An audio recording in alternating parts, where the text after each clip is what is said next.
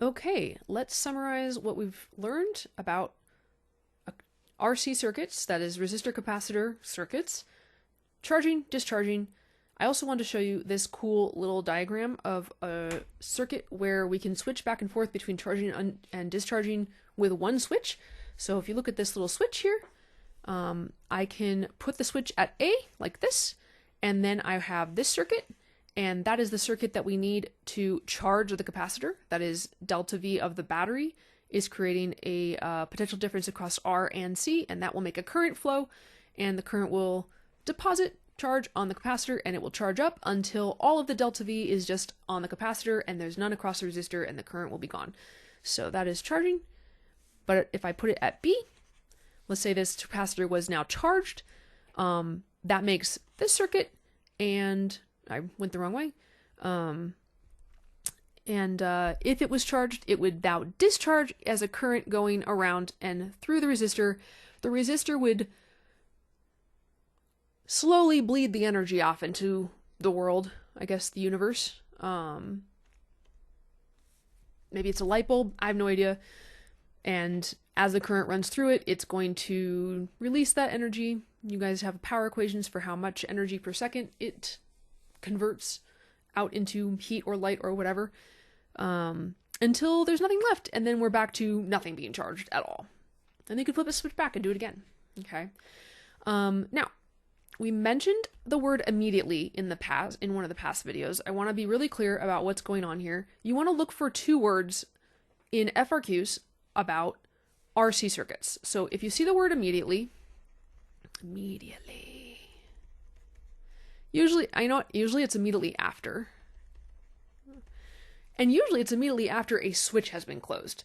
So I'm going to read you like one that I've seen. So there's one where it says, here's what's going on, here's the circuit.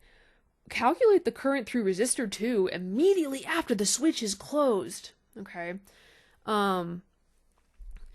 So immediately after, there's a couple things you want to look for. Okay. If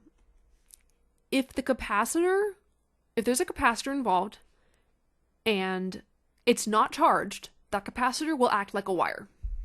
Okay. If capacitor is uncharged, treat it like a wire.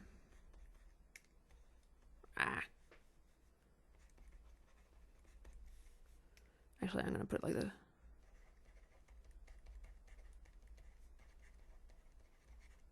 There we go. It should be immediately after switch is closed.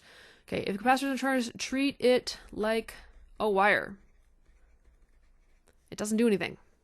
It really doesn't do anything. It's just like electrically, it's not there. This is the one we had in the last problem. Okay, but if it is charged, sorry, I need my mouse. If it's charged,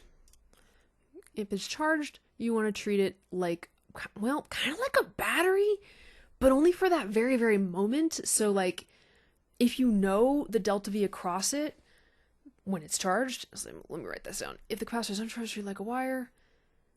If capacitor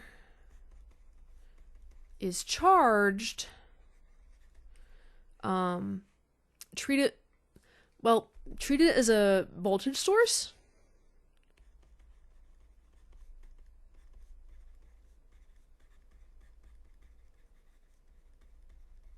Where, oops, there's an R in the source. Okay.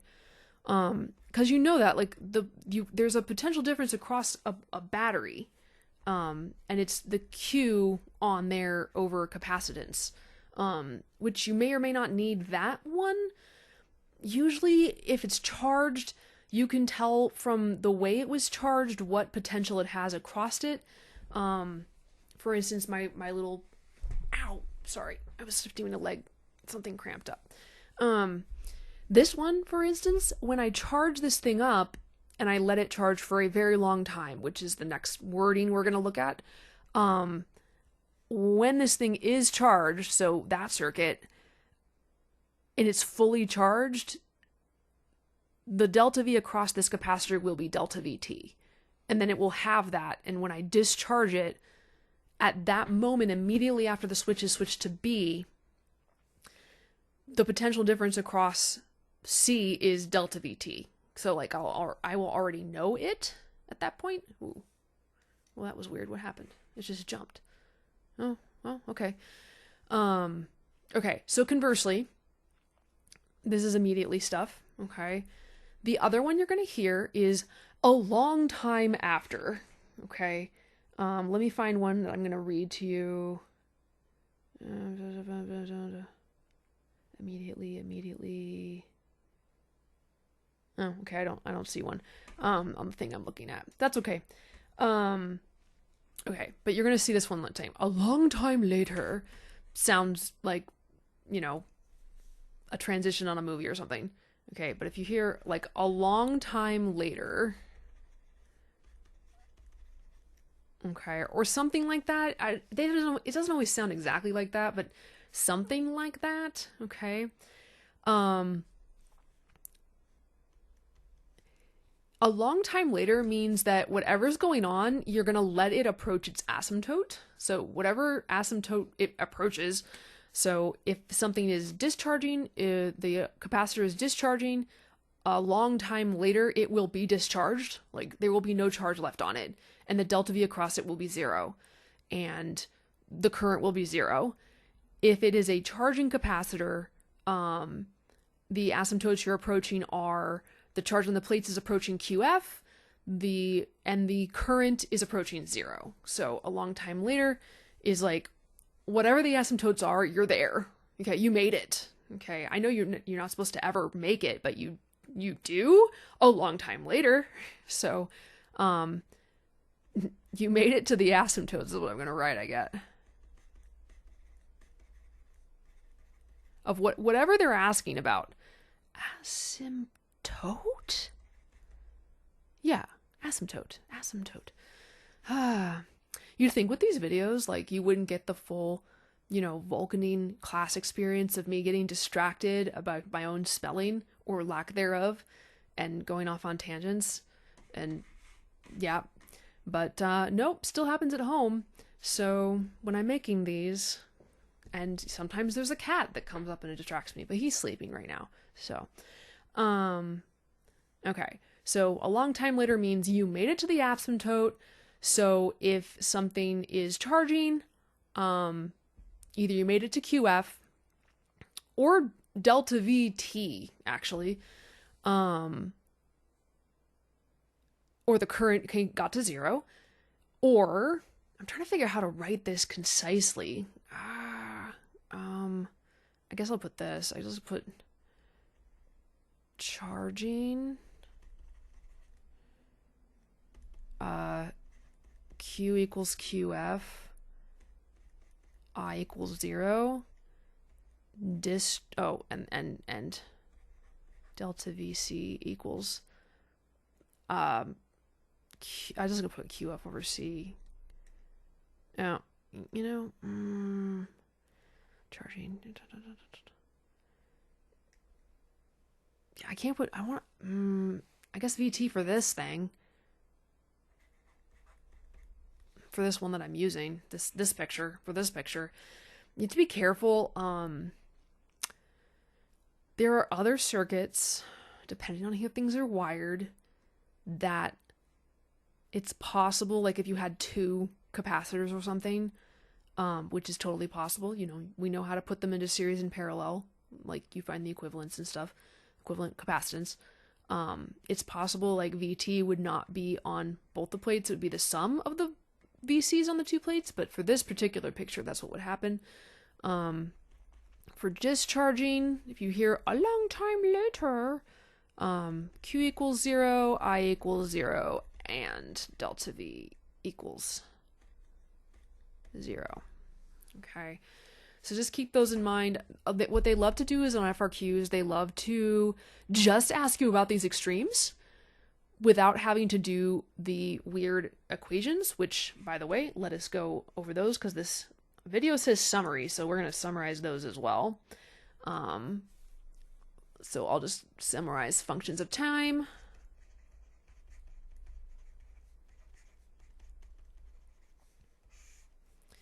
Okay, so let's just remember them. For charging,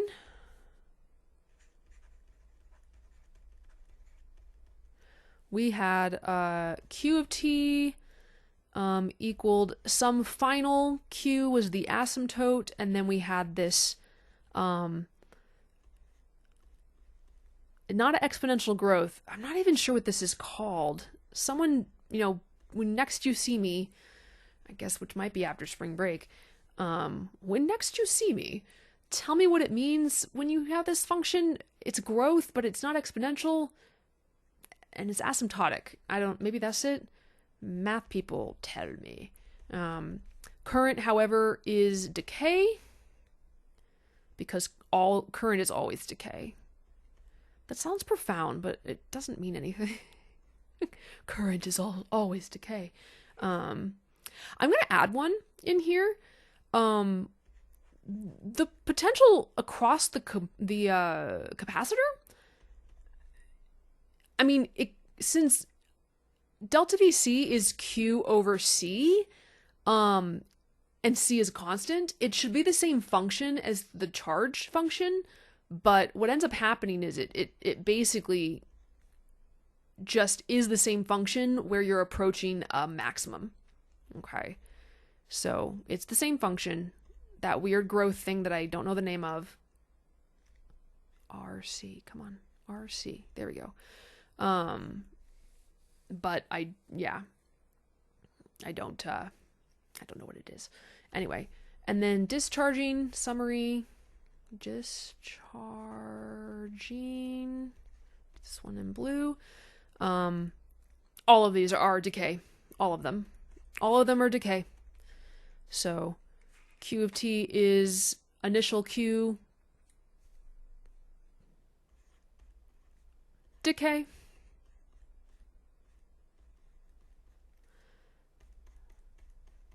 Current as a function of time is initial current, decay. That's a T. My T's are getting worse. How? RC. And same thing with the potential across the capacitor as a function of time, which I forgot to put the of t on that one, so I'll go back and fix that. Initial, which I guess I should be doing that. I will do that up here too. And I will put that delta t in there. Okay. This is bothering me. Okay. Delta V across the capacitor as a function of time. Initial velocity, no. Initial potential across the capacitor. Oh man, yeah, I'm just making a mess of this. This last video was supposed to be like the easy one. It is not. Okay. Decay. All of discharging is decay. And all of current is decay. Okay. Okay. So, there's a little summary of these babies. Okay. Going back to those words again.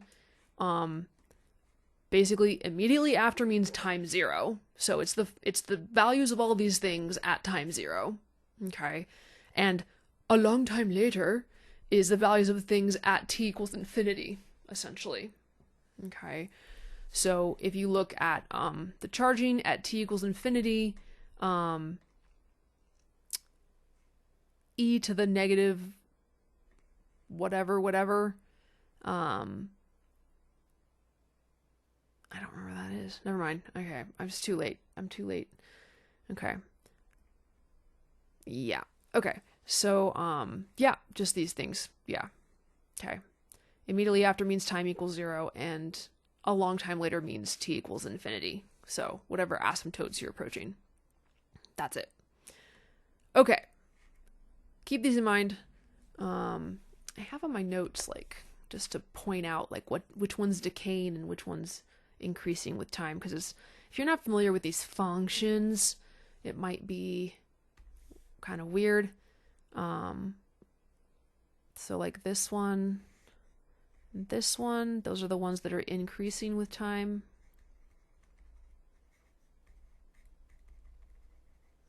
And then that one and all the others decay.